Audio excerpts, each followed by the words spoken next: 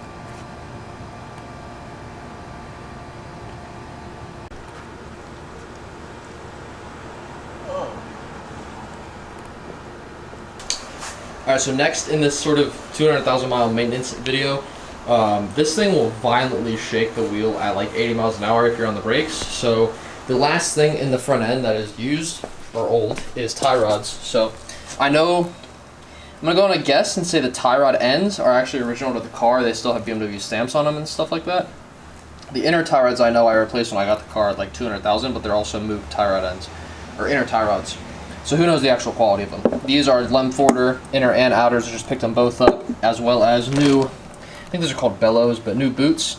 We're going to go and throw these in today, get it aligned, and hopefully get it solid and get rid of that violent shaking.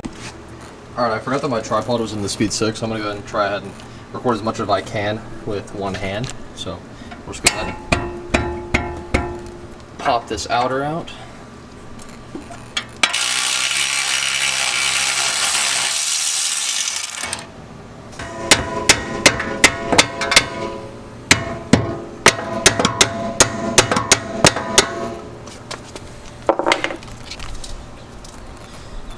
Alright, this is a bad case scenario because I'm going to have to pull this sleeve off of the tie rod now, but that is one way to get it out.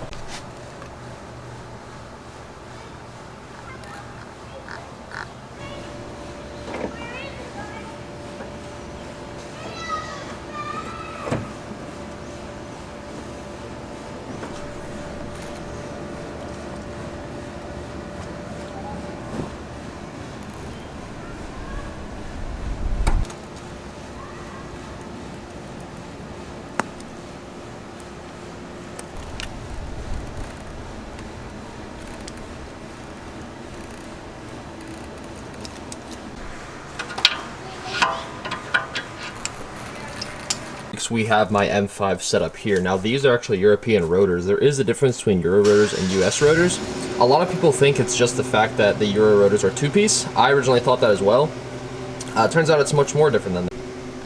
Here you can see we have an American M5 rotor. It's the same thing, directionally vane, pretty big rotor. They're almost the same sizes, but this has a steel one-piece hat that's vented. This has an aluminum hat and a two-piece rotor design. The actual rotor rings themselves are very different as well. You'll see here, these cooling journals are only about a 1/2 inch wide, whereas it's gonna be hard to see in this one. These cooling journals are like 5/8 of an inch wide. They're way bigger, so they'll actually move more air, and beyond that, it has more cooling vanes in the rotor as well. I pretty much counted every single one of these little vanes here, and this rotor has, I believe, 24 or 26. This rotor has 30, so there's much more airflow being pushed through these rotors, so these rotors will cool far faster while also being far lighter. These are actually the weight as the stock 530 sport rotors. So by switching back to these aluminum rotors, I am pretty much reducing the weight back to the factory with stock, and I'm not really gaining any weight with the M5 setup, but I'm getting far better brakes that allow for way more cooling. They also look a lot better. They look really cool behind wheels with those aluminum hats, and they stay much cleaner and they look really cool. This is a 255/40 on the 9 wide. On the same 9 wide, 245/40. This honestly fits wider, which is pretty wild, just to look at those two. But this is why I'm doing them. Normally I would go to Accords, but I'm getting a pretty bad vibration, and I figured I already have these laying around with plenty of life, so damn. Might as well throw these guys on and just have them on the car with pretty much new Falcon RT660s.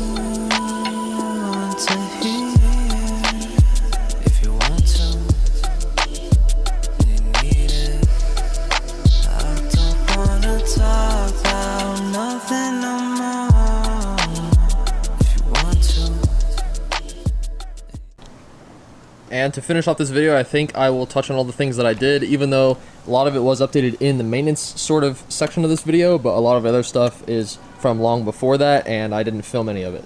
A lot of the stuff that has changed was on the interior, but there was a couple things I'll also show from the exterior.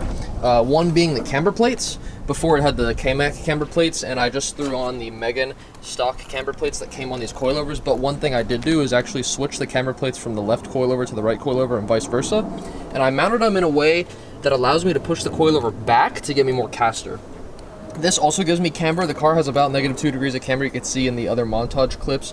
The front end is well tilted in, but mainly caster is the big thing I wanted, because As you guys know, if you follow the channel, that is dynamic camber, helps with steering feel and response, and it also just keeps tire wear off the tires, because in a straight line your tires are more upright, but as you turn they will gain more camber. That's just the nature of caster, so that is the big thing I change in here. Everything else is still the way it was, same strut bar, same engine mods, same pulleys, all that stuff. There's one more thing I did under the hood that completely slipped my mind when I was talking about what I did under here, and it commonly goes by the O2 Pilot mod. In typical M54 fashion, this car was burning like a quart of oil per month, and it got pretty obnoxious, so I ended up finally doing the O2 Pilot mod, which all it involves doing is running a vacuum line off of the CCV port to the back of the intake manifold where there's a plugged vacuum port, and that alone puts more vacuum on the crankcase and just prevents it from consuming so much oil through the intake manifold. Actually, it worked great. The oil level stays full now. Not sure if it'll show it because I just parked the car. Kind of hard to read that, but it is still full even after filling it about 1,000 miles ago. So the mod did work, and the car is just more reliable now that way. I plan on rebuilding Vanos soon and maybe doing a couple other things. One other thing I'm pleasantly surprised by, this car previously was on two 55/40/17 tires, which fit really well, and they were great, but I just put like 10,000 miles on them. Seeing that I paid $100 for them though, and they're at about 60% life, and they are a track tire, more than okay with the amount of mileage I got out of it. Honestly, pretty surprised I got so much, relatively speaking. That leads us to today. We're on a 245/40 Falcon RT660. I got these pretty cheap as well, and just figured I'd throw them on because I was getting a really bad vibration. Surprisingly, these are about the same height and the same width as the Bridgestones, on the wheel at least. I went ahead and looked at both of them. They fit about the same. This is a 245 on a 9 wide and the same height. You can see the fitment is just absolutely cherry, and this is the high end. Here on the other side, due to the caster, the fitment will be even better. Just look at that. Look at how good that is. Tucks right into the quarter perfectly, and the car sits so good on these tires, and it rides super comfortably, and I like the way they look. They look very aggressive with their directional tread pattern, and I'm just really happy they turned out good, because I'm not the kind of one to get rid of tires or throw away tires. I kind of try to just drive on them till cords. And seeing as these look so good, I'm fully okay with having to drive these until they're absolutely bald, because they look great. For the last of what I've done to this car, it's all going to be on the interior, so we'll go ahead and pop open this door and show you around there.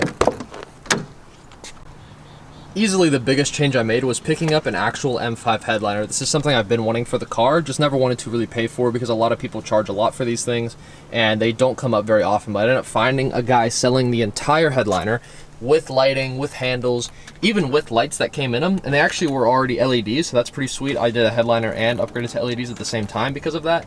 The guy was super nice. I've actually bought a few things off him before, and you could see the condition of this headliner is nearly perfect. I mean, it's not completely perfect. It's sagging a little bit up near the handles and stuff. I don't know if it's gonna focus on this.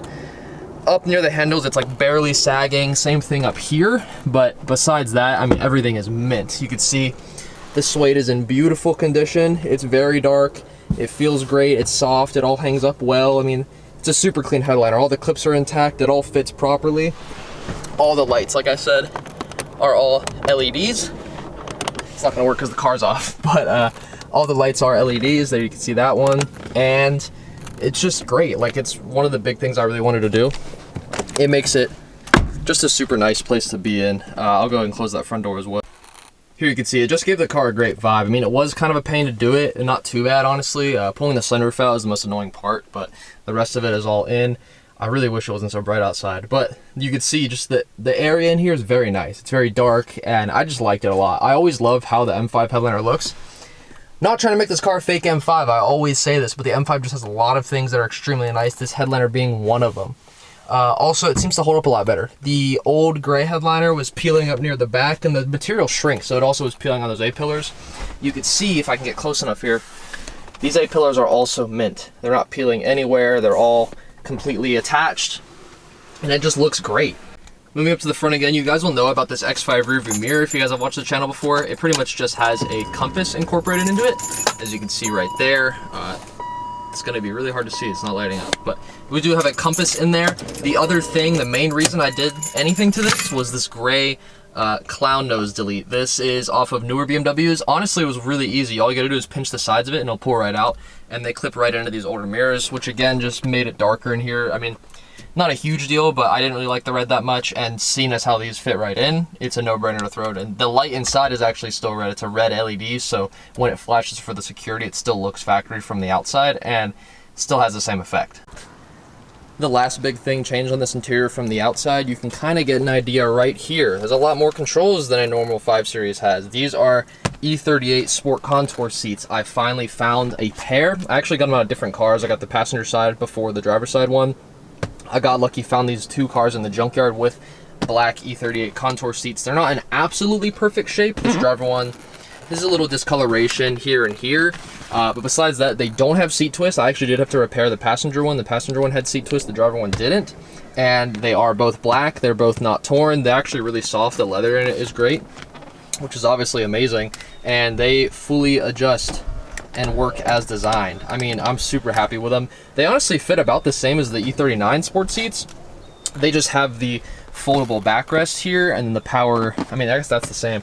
And they just have lumbar as well. That's the only difference, but they do look much nicer, and they're definitely worth far more than the factory E39 seats. They're just kind of that one last thing. I didn't really want M5 seats. They're expensive and just didn't really give me the effect I want. These are much nicer. The only thing I wish is that they had better bolstering. The bolstering's about the same, like I was saying, as the E39 seats, but like I said, they do look better. They are worth more. They sit about the same. Like in this car, I would like to sit lower and I would like to be more hugged.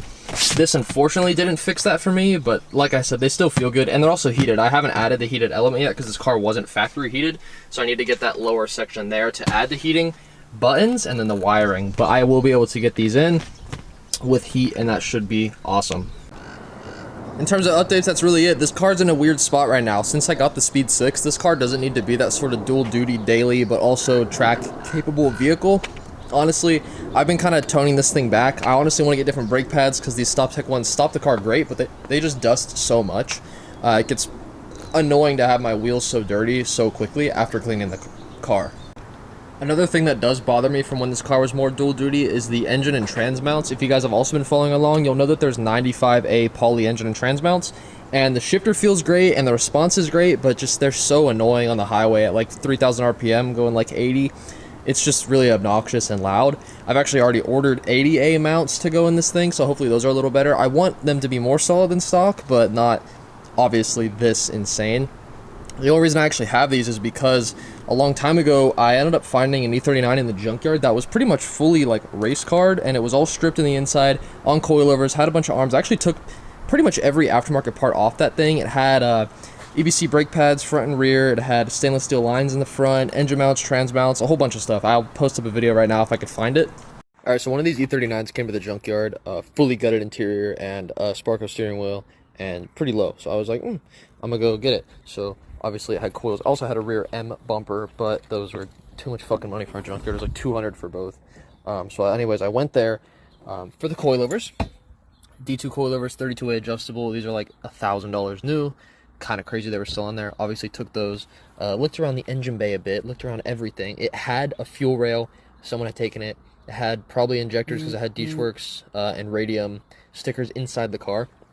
Had these headers, took the headers. I don't know what I'll do with them because it does delete the cats, so I don't really want to do that on my car. These compression arm bushings are actually spherical. They're pretty expensive to do, and I actually have poly ones in my car now, but I will put these in instead. I have solid trans mounts, poly engine mounts, lightweight pulleys, and I thought there was something else, but that might be it. But yeah, tons of stuff for the day. I'm super hyped about it, actually. Those coils are going to make a huge difference. They actually have camber adjustment for the front, so the thing should be pretty good. Definitely hyped about it, so yeah, cool day. Here we got the diff bushings. These are interesting compared to what I'm used to seeing. It's like a polyurethane sleeve with a aluminum insert. These are from ECS. These are $150-ish for the full set of them. Obviously I didn't spend that much. I guess that concludes the video in terms of this update. Besides that, I mean, it's a 200,000 mile BMW. It wears its age extremely well. Honestly, you don't notice its age in many spots, but in some you do start to see. Mainly being like this clear coat fading on the rear bumper, which really isn't even the car's fault. That's just, I'm assuming this was replaced before. Use the cheap paint. I do have M Sport bumpers for that stuff. The roof spoiler here is sort of starting to peel the paint. That's also my fault. I actually am the one that painted that a long time ago. But besides that, I mean, It's unfortunate. This car's paint was really good, and it still is pretty good, but it's just really dull and faded for this thing sitting outside all the time. It's literally never been parked inside. It's in the California sun all the time, and people are just stupid when it comes to drivers in California, so stuff obviously doesn't stay perfect. You could see there's scratches on the bumper from people sideswiping me, and there's dents everywhere. I don't even know how all these dents got on the hood. I only noticed them today actually washing the car. There's a big one up there, small one there. It's just everywhere. It has a bunch of dents. That's really unfortunate. Like this one here. This car from afar is really clean, like perfect, but up close you just notice a lot of small stuff that unfortunately is just out of my control. I can't really do anything about it. I park the car at work and I'm gone for 8 hours. I mean, there's no telling what goes on when I'm not around the car to pay attention to it. So stuff just sort of happens, like scratches on the quarters, and I won't go into complete detail, but you guys know how it is. It is a shame, but luckily the car is still here. It's still in one piece, and it looks great and drives great. This thing is absolutely a classic. I mean, I wasn't a big BMW guy until I got this thing and really just got a feel of what they are. I mean, I'm really glad this was the car I got into, because this is probably one of the best BMWs ever made, just in terms of how good it is in total. I think it looks great, and you could obviously tell its durability. It's 200,000 miles, still the original engine, transmission, possibly clutch. Like, everything on it is great, and it works so well. Maintenance is obviously key, but keeping up with maintenance, and not even that much of it, just ended up being an amazing car. I have no plans on selling it. I'm actually really excited to see where the future of this car goes. I obviously want to do a little bit more maintenance to it. I do really want to find some better wheels for it, but it's just hard to find a good spec 17 for an E39 because they have such wide wheel wells. You need like a +10 to actually fit well with a 9.5 or something like that with no spacers. This car is on spacers right now. I would like to get off of them if possible, but it is what it is. You might not be able to do that. These wheels look good, and they fit 245s, which is about all I want at the time.